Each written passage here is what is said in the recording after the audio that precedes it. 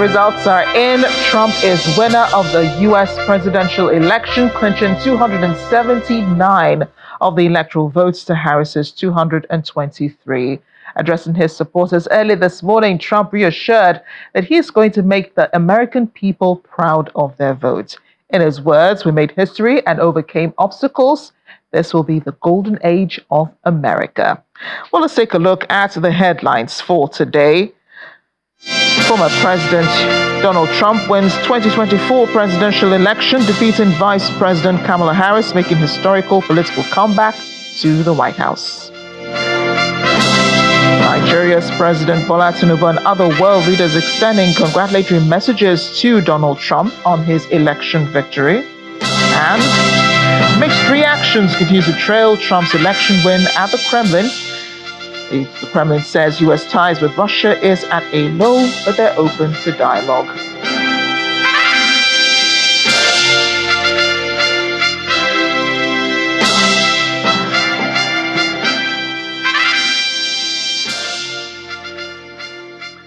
Hello, everyone, and thanks for joining us this historic day, not just for the United States, but for the rest of the world. I'm Amarachi Ubani. The culmination of the U.S. presidential election ended with Donald Trump winning the poll, gathering 279 electoral votes and more than 71.4 million ordinary votes. His rival, Democratic presidential candidate Kamala Harris, gained 223 electoral votes and over 66.4 million ordinary votes.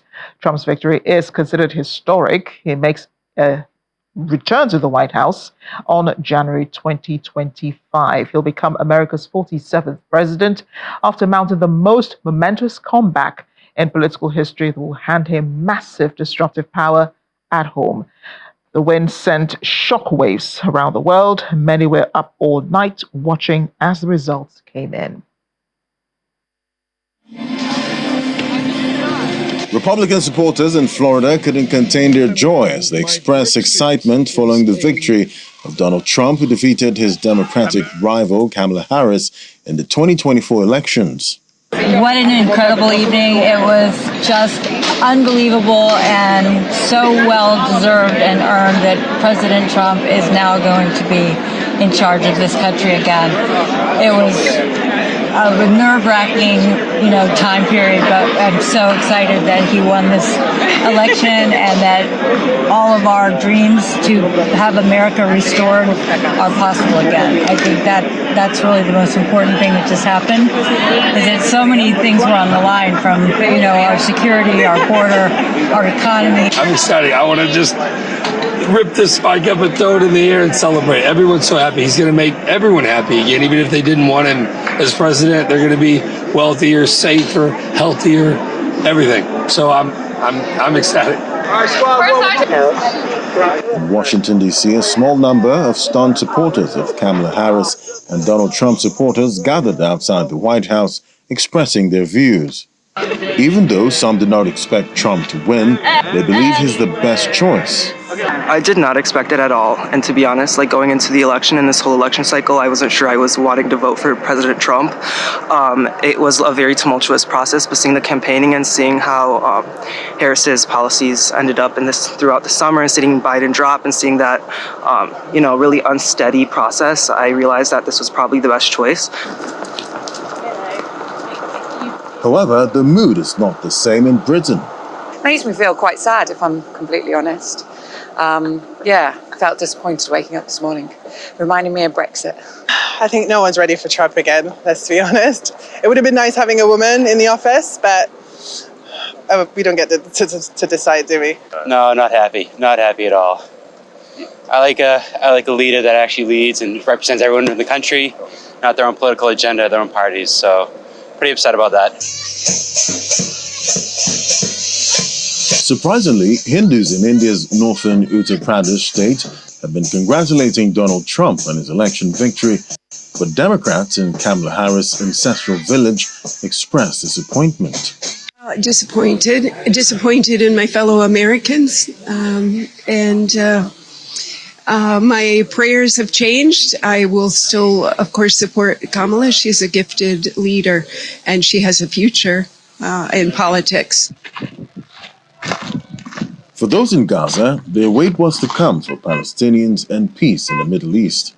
The American people, especially the American presidents, especially Donald Trump, is not going to do the big difference for the Palestinian except if he wants peace. I say that Donald Trump is not going to do anything except if something really, really important happened to let him just do this thing, or something just obligated him to do it. Meanwhile, on the streets of Iran's capital, Tehran reactions were more muted, with one resident saying he admired Trump but feared he could impose more sanctions on Iran. And in Africa, some residents in Nigeria and South Africa say Trump is the best choice. Trump is still the best option they have in that presidency now. If they want to elect any other person to be the president of USA, it's going to be Trump. I think Trump is a good president for Americans. Nigerian President Bola Tinubu is among presidents around the world sending their congratulatory messages to the newly elected president of the United States. A statement from the State House says President Tinubu looked forward to strengthen the ties between Nigeria and the United States and amid the complex challenges and opportunities of the contemporary world. He said, together we can foster economic cooperation, promote peace, and address global challenges that affect our citizens. America's neighbor to the south, President Claudia Sheinbaum of Mexico, says Trump is no cause for concern for her country, but that her country will have good relations with the United States. Canada's Prime Minister Justin Trudeau said, I know President Trump and I will work together to create more opportunity, prosperity, and security for both of our nations. The Israeli Prime Minister Benjamin Netanyahu congratulated Trump, saying his historic return to the White House offers a new beginning for America and a powerful recommitment to the great alliance between Israel and America. French President Emmanuel Macron said he was ready to work with the new American president with respect and ambition, and Ukrainian President Volodymyr Zelensky congratulated Trump on his impressive victory. These are just a few of the world leaders who have congratulated Trump so far. It was a somber Donald Trump who took the stage early this morning in Florida alongside his wife, Melania, their son, Barron, and other members of his family, Vice Presidential nominee J.D. Vance, his wife, and key members of the campaign. In his address, Trump thanked his wife, Melania, praised her book, calling it the #1 bestseller in the country. He also thanked the key members of God bless the USA.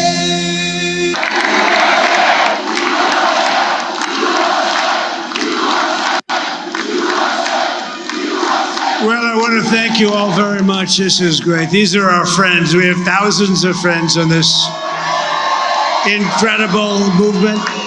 This was a movement like nobody's ever seen before. And frankly, this was, I believe, the greatest political movement of all time. There's never been anything like this in this country and maybe beyond.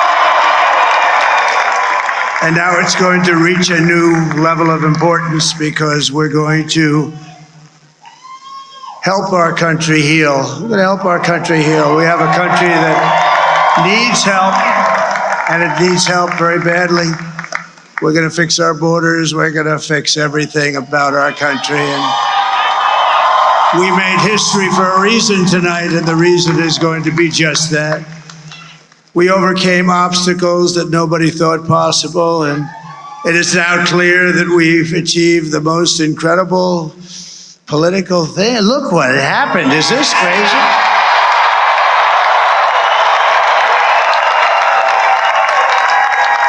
But it's a political victory that our country has never seen before, nothing like this. I want to thank the American people for the extraordinary honor of being elected your 47th president and your 45th president.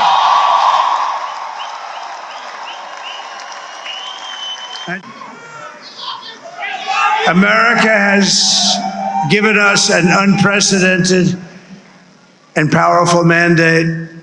We have taken back control of the Senate. Wow, that's good. and the Senate races in Montana, Nevada, Texas, Ohio, Michigan, Wisconsin, the great Commonwealth of Pennsylvania, were all won by the MAGA movement. They helped so much.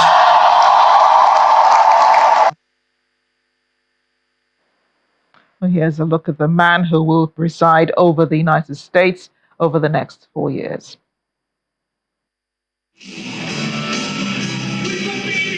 Without any political experience, Donald Trump became the 45th president of the United States, taking office in January 2016. During the primaries, he defeated more than a dozen rivals to win the Republican nomination. While he lost the popular vote, he defeated former Secretary of State Hillary Clinton by winning a majority of the Electoral College votes. His campaign slogan was, "Make America Great Again." From this day forward. As president, he signed a major tax reform bill into law and oversaw a reduction of federal regulations. The Trump administration also renegotiated trade agreements with several countries. I am announcing today that the United States. Other domestic priorities included Supreme Court and federal judiciary appointments, increased military budgets, aggressive border and immigration control, criminal justice reform, and the reduction of prescription drug prices. In foreign policy, the Trump administration moved the U.S. Embassy in Israel from Tel Aviv to Jerusalem, a controversial issue. He also brokered normalization agreements between Israel and a number of countries. The motion is agreed to. The Senate, sitting as a court of impeachment, stands adjourned sine die. In 2019, the House of Representatives impeached President Trump based on allegations of obstruction of Congress and abuse of power. He became the first U.S. president impeached in the country's history. The Senate acquitted Trump on both articles of impeachment. Today, our nation has achieved a medical miracle. In 2021, the Trump administration was consumed with the coronavirus pandemic. The U.S. recorded its first case on January 20, 2020. Critics argue that Trump's response to the pandemic was delayed and did not sufficiently encourage public health practices to reduce the spread of the virus. Trump himself was infected with the virus but recovered soon after. How you doing, man? Vote now. Trump lost re-election to Democratic candidate Joe Biden in 2020, but publicly claimed widespread voter fraud had affected the outcome. Supporters of the Trump campaign traveled to Washington, D.C. for a Save America rally on January 6, 2021. Now it is up to Congress to confront. Trump addressed large crowds on the ellipse near the White House and encouraged attendees to protest the counting of Electoral College votes in Congress. The rally turned violent when the president's supporters overwhelmed law enforcement, breaching the United States Capitol and disrupting the vote count. 5 people died as a result of the violence, and the Capitol complex suffered millions of dollars in damage. On January 13, 2021, Trump's actions resulted in the House of Representatives approving another article of impeachment, the incitement of insurrection. Now he's up against U.S. Vice President Kamala Harris, looking to be the 47th President of the United States. Donald Trump was born in Queens, New York, on June 14, 1946. In 2005, he married Melania Noss. They have one son, Barron. Donald Trump also has 4 adult children from previous marriages: Donald Jr., Ivanka, Eric, and Tiffany. But we'll have to wait a bit longer to hear from the Vice President and Democratic Party presidential candidate Kamala Harris, as her campaign says she will need one more day to address the supporters. Those who gathered at her alma mater, Howard University, were dispersed very early this morning. It was supposed to be a celebration, but as the night wore on, supporters were seen crying as results continue to come in. that showed her falling behind in key states. The mood at Howard University dampened after the evening started out with music pumping and crowds dancing. However, co-chair of the Harris-Walz campaign, Cedric Richmond, spoke a few hours ago, saying Harris will not be making a statement just yet.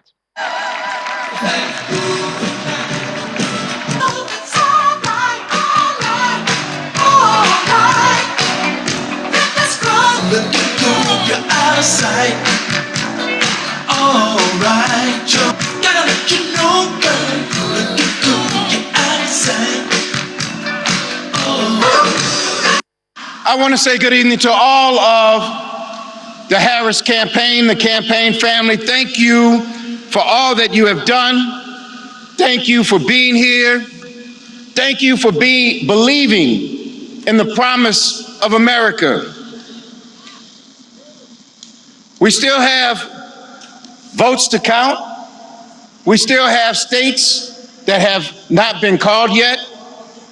We will continue overnight to fight to make sure that every vote is counted, that every voice has spoken. So you won't hear from the Vice President tonight, but you will hear from her tomorrow. She will be back here tomorrow to address not only the HU family, not only to address her supporters, but to address the nation. So thank you. We believe in you. May God bless you. May God keep you. And go HU and go Harris. Thank you all. Our correspondent in Washington, Maria Bird, joins us now via Skype audio. Maria, as it's beginning to settle in that Trump will be president in January, it is heartbreaking to watch the Harris-Walz campaign just disperse so quickly. Last night, as the results were trickling in, Harris was at 194, I think, in the votes, so compared to Trump's 226 at some point. How heartbreaking was it for supporters just waiting on her and then she not addressing them at the end of the night? I think that was heartbreaking for them. I think, but most importantly, the supporters, I think, were just devastated by what they thought was going to be a triumphant night for the Harris-Walz campaign. And so her lack of coming out, I think, was disturbing for them, but I think that they were more so just challenged with what was actually happening as the results were trickling in. So I think that her desire or her movement to make her statement today, which people are expecting to happen at any time now, is one that her supporters understood based off of all of the various legal ramifications that I'm sure her campaign has been looking into as a result of this election results that have come out. What exactly could they be doing, as they're preparing? I know they're preparing a speech for her. Someone will be writing it. She'll be, contributing to that, what she really wants to get across to the American people, because it's not just her supporters she'll be addressing, it's the rest of the nation who've watched, these results and then seen Donald Trump win not only the electoral votes, but also the popular votes. The popular. Yeah, a popular votes, one of the most unique elections, I think, in America's history. Extremely unique. And if you really looked at how the former president announced and how he greeted the audience, he himself was a bit surprised and said that this was unprecedented to see a president having lost an election and then coming back and winning an election. And so I think this is something that you are correct, that she's going to have to address the nation. I think the question is really around at this time what they're looking into is they're looking into how the votes were actually calculated. I think they're looking to ensure, we know that there were issues in Pennsylvania initially. So they're definitely dotting their I's, crossing their T's, and really looking at the data, looking at how all of these votes came in, if there was any at all voter fraud potential, if there was any challenges at different polling areas. So that's what she's looking into at this time. And then she'll be able to come out and appropriately dress and greet the nation. And it's a time, I think, where she has to make sure that she has the appropriate words around healing. I think her focus at the end was really around democracy. around saving the U.S. democracy. And I think that she's going to have to find a way to unite the country to ensure that the democracy and the democratic practices in the U.S. being the heartland of democracy is clear and continues to move forward, and for her supporters to understand that that is the focal point at this time. Yes, I wish we could, get a glimpse of her again, especially on the campaign trail. If my producer can call up the video. Harris, of course, will have a lot to consider as she prepares her speech, prepares to address the American people. But a look at the former President Donald Trump last night. For us, it was this morning we saw his address to the people of Florida, to his supporters, and then to the rest of the world. A more somber Trump appearing before the rest of the world. I mean, he very unlike his usual rhetorics and idiosyncrasies with Trump. He was better composed, seemed to have stuck to script, whatever it was that was put in the teleprompter. And he seemed to have thanked everyone. But I also noticed, in this campaign, people like Ivanka were missing throughout. And I wondered, exactly whether she would be appearing at the night of, she would be appearing on the night of his acceptance speech. But I want to talk about Trump's son, Barron. I know that we have to be careful here because he's still a teenager, just turned 18, but he is in college. He is going to play an important role in this election, seeing as how he came out in front, his front and center. He was front and center this morning, standing beside his mother, towering over his father and his mother, a more confident son of the president. Talk about what roles he might be playing in this election. In the Trump administration going forward. Well, as you stated, he's 18 years old. He's still very young. He's in college. So, I'm sure that he's going to be working and preparing himself to be able to continue his education and his schoolwork. But you're correct. This young man obviously was a young person when he was in the White House, and obviously has been through things that most teenagers and young people have never been through, having been a son of a president. And especially during the times, we had unprecedented times, not only with the election at that time and a period of time, but also you're talking about the coronavirus as a part of that administration. So there was a lot that this young person has been through. So I think that most importantly, his mother has been very protective over him. She has ensured that he continues forward. So I think she's going to continue her role and continue to push him forward. So the reality is he's not really going to be done with college until the end of his father's administration, potentially. And so where his role will be, I think it'll be a much more subtle role because they will definitely likely be pushing him to continue on with his education and doing the things that most 18 to 22-year-olds are doing. Yeah, we could actually be seeing more of him, in his father's administration in the Trump presidency, which begins in January of 2025. Maria, thanks again for speaking with us.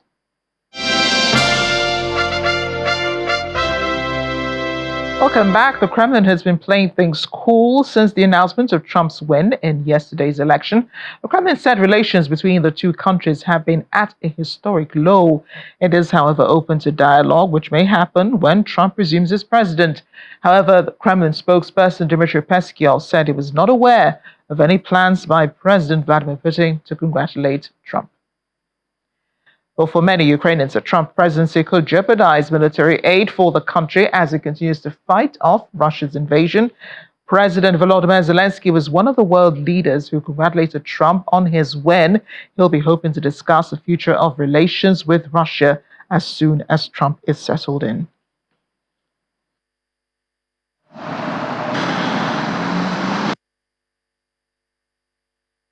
I guess we are all waiting for just the only thing, just to stop the war. And as Trump promised to stop the war in just one day, we are all waiting for it. So now he's 47th president of the US, of the biggest and greatest country in the world. We are waiting for this straight move, stop the war in just one day. It could be today, tomorrow. We can wait till Friday. You're the president. Please do it. Mr. Trump? We cannot say for sure whether one or the other candidate will be beneficial for Ukraine. We don't know yet. And again, I will repeat that we should build a good relationship with anyone who will win and who American people will choose. The Palestinian militant group Hamas has called for an end to the blind support for Israel from the United States.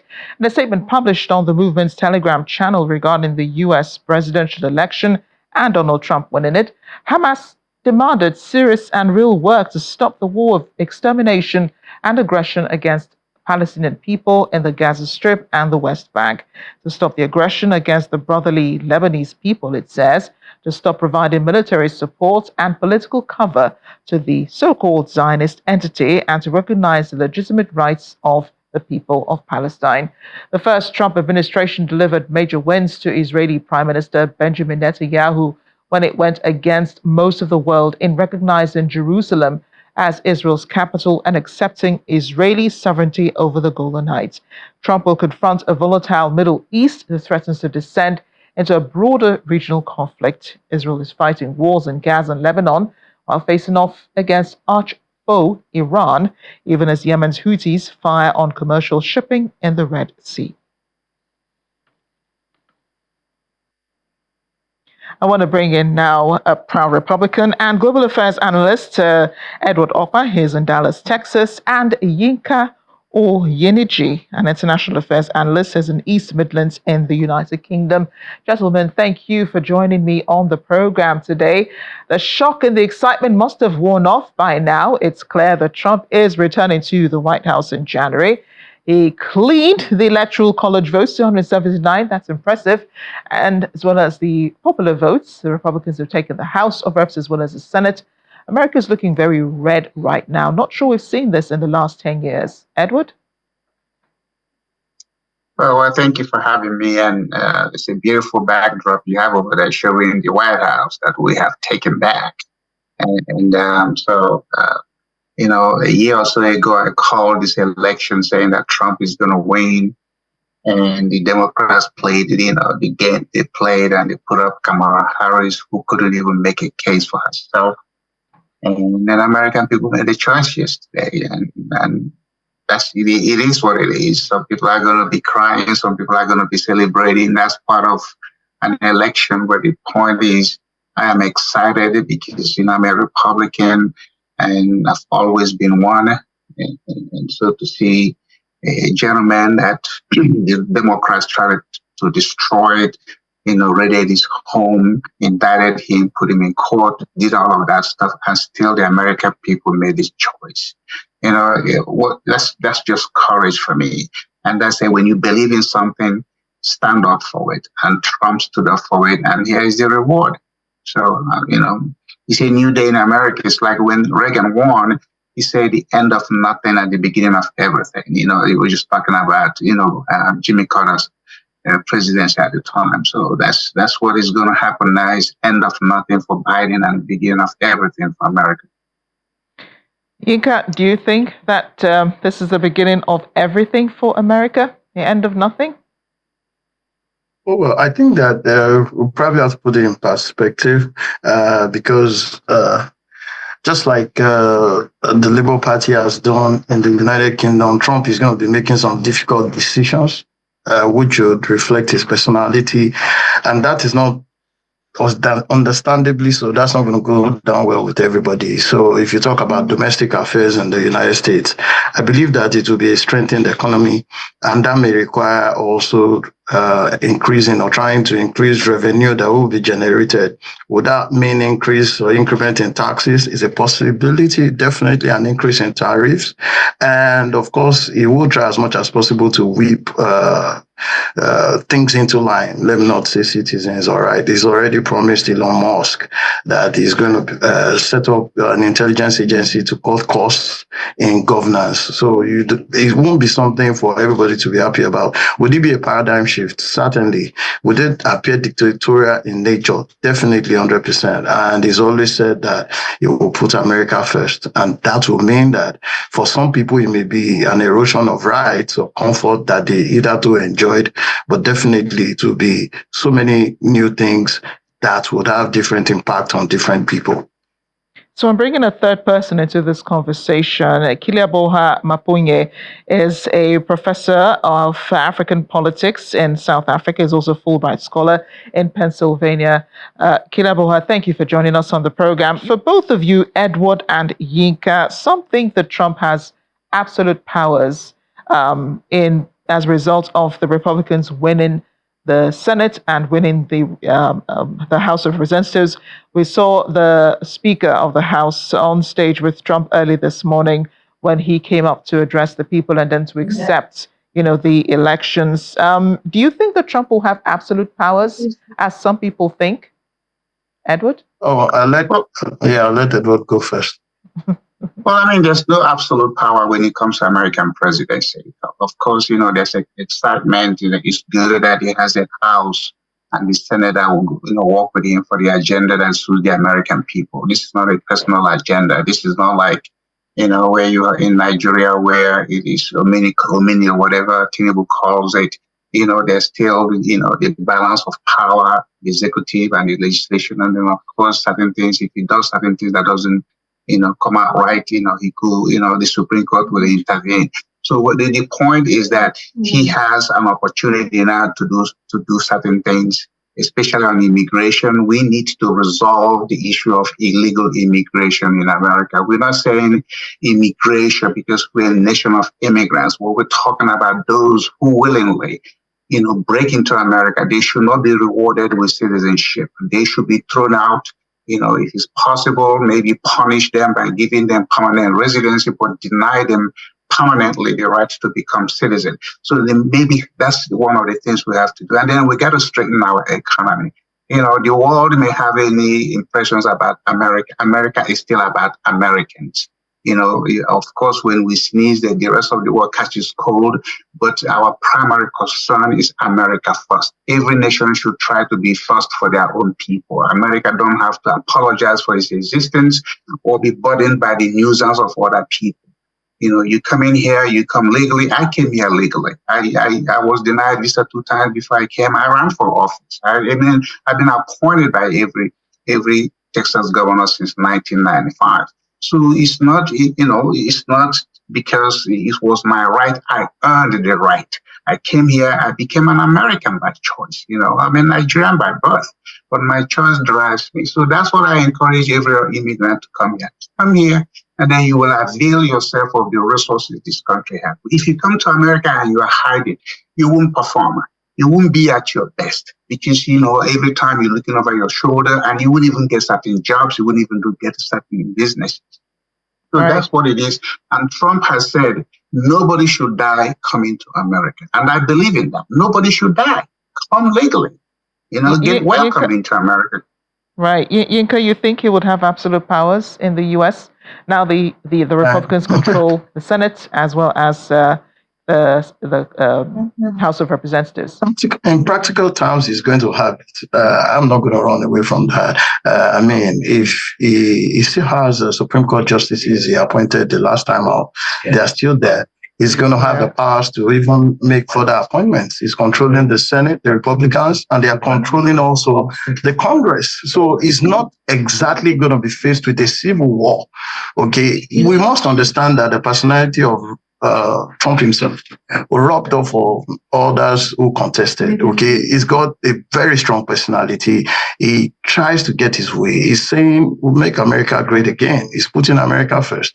And all of the governors, all of those going into Congress and the Senate also stood on that. Some of them even tied their candidacy to his. So I don't see how he's going to experience any difficulty in having his way. So in practical terms, even though the form of government that we practice as democracy presupposes there's going to be separation of powers and also balance of powers or different arms of governance or government, I still believe that Trump is not going to, his daughter-in-law heads the Republican Party at this moment. So there's no civil war. There's no implosion going to happen. It's going to have a smooth sailing when it comes to executing his agenda. And in practical terms, for me, that is absolute powers. So the Supreme Court will be retiring. They have two judges they're retiring in this cycle very soon. So Trump will again have to pick two replacements. When he was president, he made a replacement in the Supreme Court. Again, he'll have to do that. He'll have all of the Supreme Court judges on his side by the time this is done. Kiliabo has seems to have fixed his audio problems. Thank you for joining us on the program. So your thoughts on President Trump? Well, you could call him President-elect Donald Trump now because he'll be taking over in January. This comeback of his has been described as historic because he was president in 2016. He lost to Joe Biden in 2020, and now he's coming back. Do you think that the political analysts such as yourself could have predicted that Trump will make a comeback, given everything he's said and done in the last 4 years? Well, thank you for inviting me, and greetings to your panelists. First of all, I don't consider myself a political analyst. I study the politics, and I think my initial thoughts about this election was that it was going to be a very, very tight contest. It's about, as one of the panelists have said, it's about American politics. If you understand American politics, then you would probably understand why President Trump won. But I normally want to go beyond personality issues, even though they are very pronounced. They were very pronounced in this election, to look at the power of the electorate.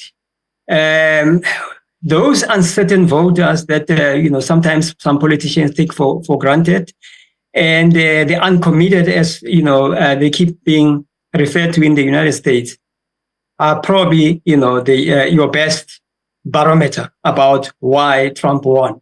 And by the way, we need to first start by congratulating the president-elect, Donald Trump. It's always very easy for one to start going on a tangent without recognizing that in terms of electoral democracy and election management, you are as good as what the people, the greatest number of the people, the voters, have said. In this case, the numbers are reflecting towards Trump.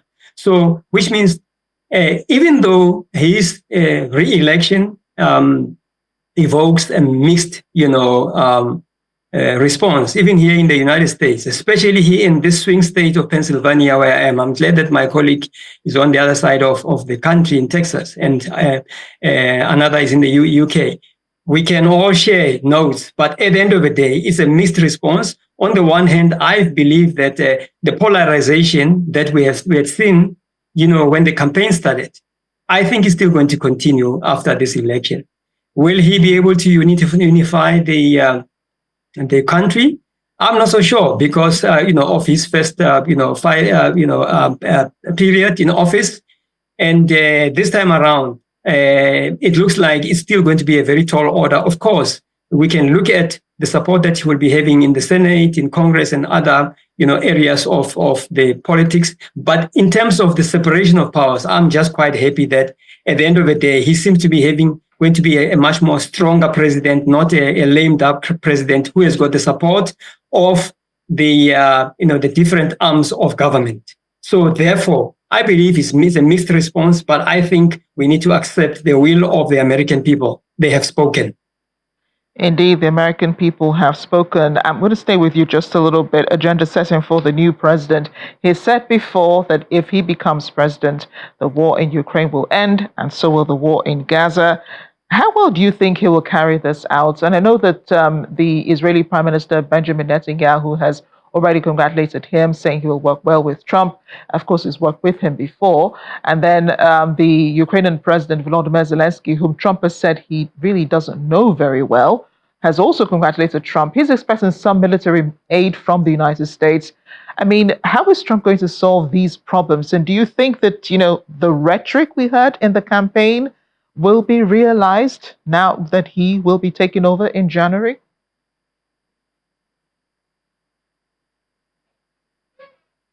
Kileboha. Oh, my apologies. I thought I didn't hear the question. Anyway, let me put it this way. I believe that in the campaign period, politicians will come up with all sorts of promises. They will come up with all sorts of statements. Some of the statements can be divisive. But at the end of the day, we have realpolitik or realism that is going to take sway immediately once they take office. In other words, they now have to sit down to say, right, that manifesto and that speech at the rally that I have said, what are the practical issues in terms of foreign policy, in terms of trade, in terms of the economy that I really need to package to make sure that it benefits, not only the supporters, but the whole country, because now he takes over not only for Republicans, even though he has had, overwhelming Republican support, but there are some voters that have supported him from the other side, whether as the former independents or whether the Democrats. And therefore, he needs to take them on board. I believe that he's going to try and come up with some kind of a conciliatory role. But of course, we have to admit that once politicians take over, they always have to have recourse to their manifestos. Right. Even this morning, when he was accepting, he mentioned that he's going to deliver, on the promises. So therefore, we can take, that he's going to try and do that. Of course, it's not always, cast in stone that everything will go through as said in the political rally or in the manifesto. Edward, your thoughts? Look, politics is not about the angels in them, it's about the angles. Okay, every politician, is going to have their own, shortcomings and imperfections. That's just a human nature. The thing that, Trump has won, the best or the better president is one who used to be a former president. So Trump took a 4-year vacation and he's come back. Like the professor said, he's not going to be lame duck. If he had won the second term, then he would have been what? Lame duck. But he took time out. He reflected on himself when he ran the first time.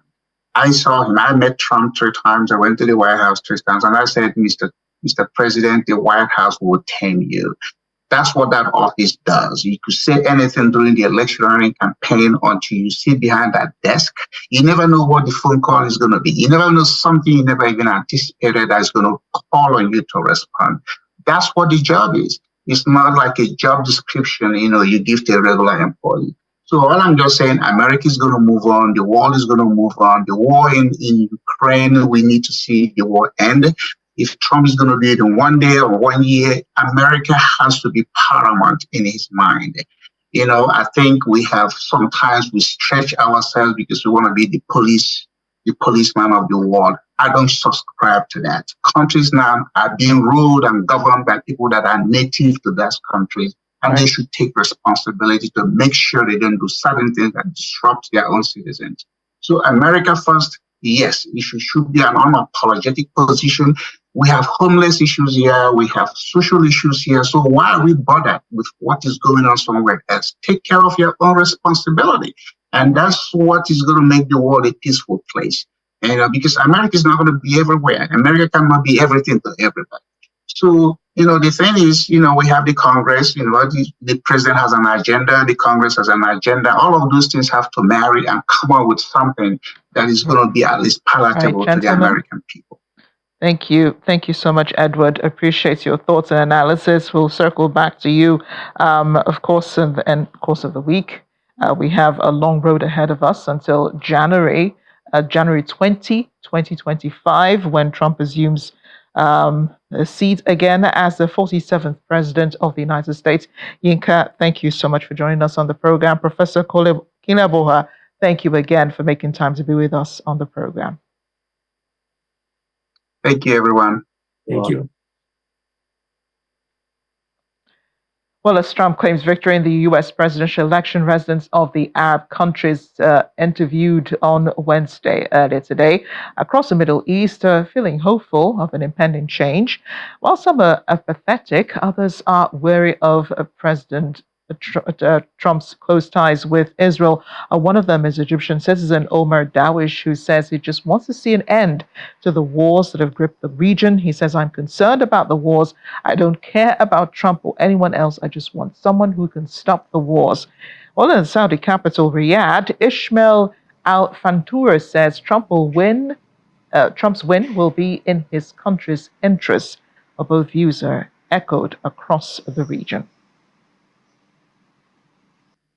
He's already experienced in politics, and he's already a president that was before in America.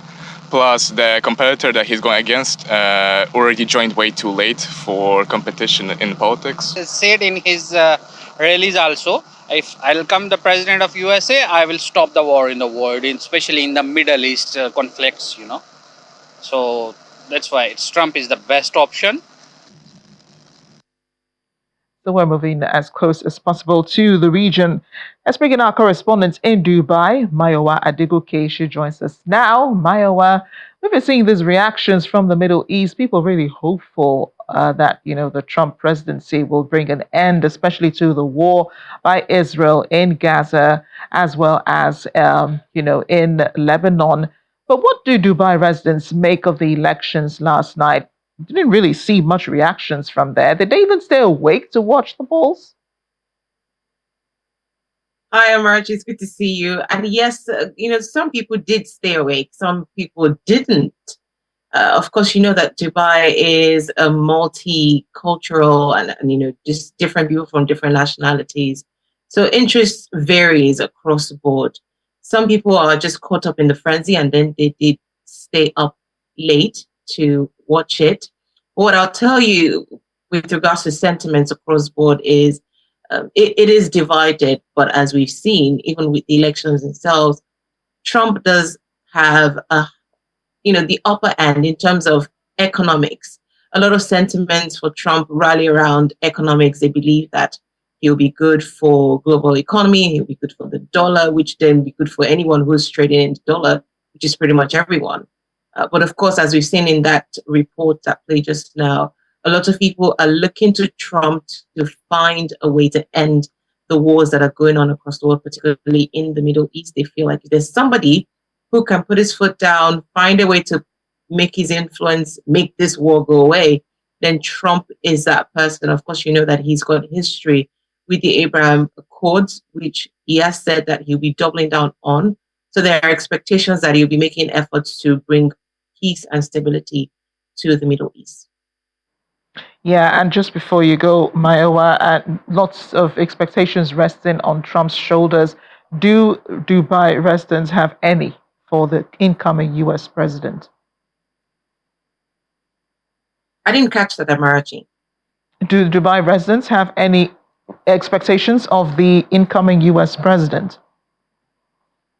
I think a lot of the expectations really revolve around peace for people, because whatever affects the region ultimately affects the people in the UAE and in Dubai.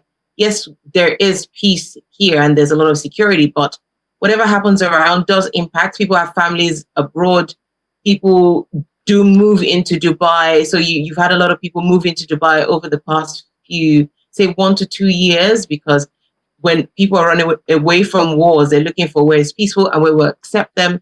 Dubai is open and welcoming. So as much as it's great for those running away from wars, it puts a strain on, say, for instance, rents that have gone up here over the last 1 to 2 years. Yeah. But if Trump can score on restoring peace, then he would have done a good job for many people who are here. Yeah, but people seem really chill in Dubai. I just enjoy the desert weather and enjoy all of the benefits and the vacations that they can have in Dubai. Mayowa, thank you so much for joining us on the program. And as we're ending at this hour, the American elections intriguing people around the world, even for us here in Nigeria. A recent roundtable held at the Nigeria Institute of International Relations discussed the future of America-Nigeria relations. At 2 p.m. The program kicks off with the Director General of the Institute, Professor Ehosa Osaye, setting the tone for the event, saying democracy is on trial and needs to be salvaged by the American polls. What's our stake in American politics. I'm sure that you all have your definitions and constructions of what the stakes will be. But at the Nigerian Institute of International Affairs, we thought we should organize this roundtable so that we can begin to talk about the kinds of things that we expect to see in America. We want an America that is responsive to Nigeria and to Africa and the global South.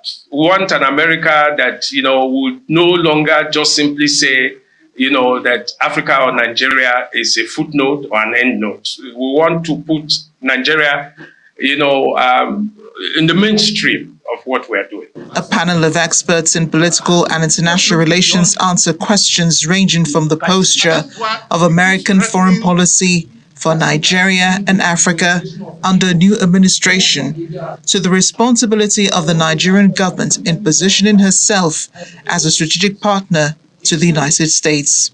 Let us look beyond the party system. Let us look beyond the candidates and electoral process system. How can we develop in our society guardrails that will make us take an active part in politics and hold our political leaders accountable, so that you don't have a situation where you have a general election in this country and leading candidates refuse to appear before us to explain what they want us to do. I'm not so sure that Trump will be good for us. I'm not so sure that Harris will be great for us. But in terms of the greater good of the world, I think we may have a politician that is a bit institutionally minded, not somebody who does things for himself, who has dictatorial intentions or who has preference for dictatorships. Discussions become more passionate after public policy analyst Magnus Onyibe highlights the achievements of a Trump presidency. In the 4 years that Trump was there, Russia did not attack Ukraine. They had taken Crimea. As soon as Trump left and Biden came, Russia attacked, and they are still attacking till this date. There's a belief that Russia attacks U.S. interests when they think that they have a weak leader. So they see Biden as a weak leader. Trump's strategy is different from the traditional strategies that other people adopt. And the world doesn't want to embrace it, or half of the world doesn't want to embrace it. Because tomorrow, anything we're saying about Trump, 50% of Americans are still backing Trump. Immigration has been a hot topic in the US. It always will be. And we don't need any lectures on where Donald Trump stands on that. It's very clear. He's been anti-immigration for a very long time. I mean, in 2016, when he got there, in his first week, he banned immigration from predominantly Muslim countries in Africa and Asia without apologies. It took a lot of litigation for him to clamber down. Okay, so we need to understand that. His slogan remains, "Make America Great Again." In practice, that means anti-immigration. He's cutting down on aid for African countries and de-emphasizing the relationship between the US and Africa and Nigeria, in fact. This is the first time the NIA has organized a discussion at a unique time in global politics. It hopes to delve more intently into Nigeria-US relations after the election. That'll be all. Thanks for watching. I'm Amarachi Ubani.